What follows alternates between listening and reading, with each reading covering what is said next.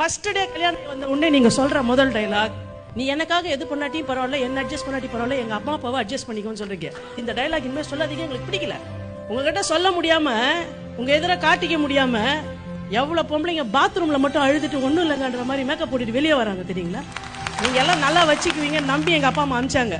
திருப்பி எங்க அம்மா அப்பா கிட்ட போய் நாங்க நல்லா இல்லைன்னு சொன்னோம்னு வச்சோங்களேன், செத்து போயிடுவாங்க நெஞ்சு வெடிச்சு. சொல்லாத எவ்வளவு புழுக்கத்துல இருக்காங்க தெரியுங்களா எவ்வளவு பொம்பளைங்க. தமிழ் கலாச்சாரம், இந்திய பண்பாடு, குடும்பம்னு பேசுனீங்கல்ல.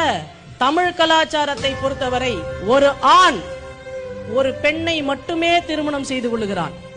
ஆனால் ஒரு பெண் ஒரு ஆணையும் அவன் குடும்பத்தையும் சேர்த்தே திருமணம் செய்து கொள்ளுகிறான். விடுங்க, 4 வயசுல ஸ்கூலுக்கு போக ஆரம்பிச்சோங்க, 16 வயசுல ஸ்கூல்ல முடிச்சோம், 23 வயசுல கிராஜுவேஷன் முடிச்சோம், வேலைக்கு போனோம், கல்யாணம் பண்ணோம், குழந்தைங்க பெத்தோம், அதுக்கப்புறமா மாமனார் மாமியாரை பார்த்தோம், எல்லாம் பண்ணி முடிச்சிட்டு ஆமா நம்ம முதல்ல 5ஆம் கிளாஸ்ல படிக்க ஆரம்பிக்கும் போது அதாகணும் இதாகணும் எதோ ஆகணும்னு நினைச்சோமே, அதுல என்ன ஆயிருக்கும்னு பார்த்தா இந்த மொத்த வாழ்க்கையிலயும் நான் தொலைஞ்சு போயிட்டேன் பாத்தீங்களா. ஒரு நல்ல டீயை வச்சுக்கிட்டு மழை வரும்போது அழகா அதை பார்த்து சாப்பிடணும், இன்னைக்கு காலார நடந்து ஒரு ரவுண்டு போயிட்டு வரணும். இந்த சின்ன எல்லா விஷயமும் என்னை விட்டு காணாம போய் அந்த உடைவு ஒவ்வொரு மனிதனோட வாழ்க்கையிலயும் ஏதாவது ஒரு தருணத்துல நடக்குதா இல்லையாங்க?